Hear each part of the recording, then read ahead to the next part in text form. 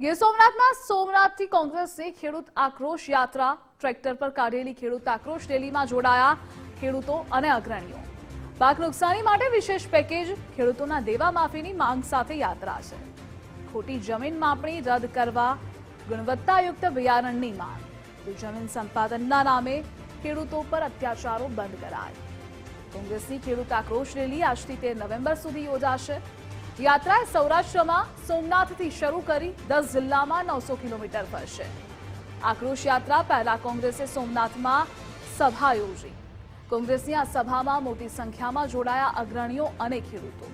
તો કોંગ્રેસ પ્રદેશ પ્રમુખ અમિતભાઈ ચાવડા સહિત નેતાઓની ઉપસ્થિતિ હતી અને કોંગ્રેસ નેતાએ જાહેર સભામાં ખેડૂતો માટે મોટી જાહેરાત પણ કરી। ખેડૂતો સાગર પુત્રો, મજૂરોને નુકસાનનું 100% વળતર અપાય।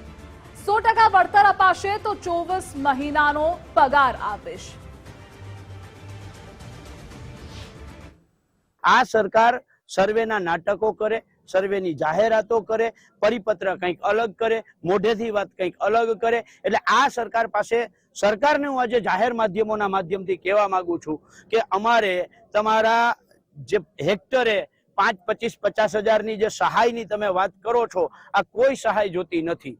અમારે જોઈએ છીએ જેમ તમે ઉદ્યોગપતિઓના 25 લાખ કરોડ માફ કર્યા, એમ ગુજરાતના 56 લાખ ખેડૂત પરિવારોની એક જ માંગ, એક જ અવાજ, એક જ સૂર કે અમારું ખેડૂતોનું જે દેવું છે એ સંપૂર્ણ માફ। 100% વળતર આપવામાં આવે, સાગર ખેડૂતોને 100% વળતર આપવામાં આવે, મજૂર લોકોને 100% વળતર આપવામાં આવે તો બાકીના 2 વર્ષ છે 24 મહિના છે 24 મહિનાનો પગાર હું સંપૂર્ણ સરકારને આપું કે મારા ખેડૂત ભાઈઓને આપી દેજો। એવું મંચ ઉપરથી જાહેરાત કરું છું।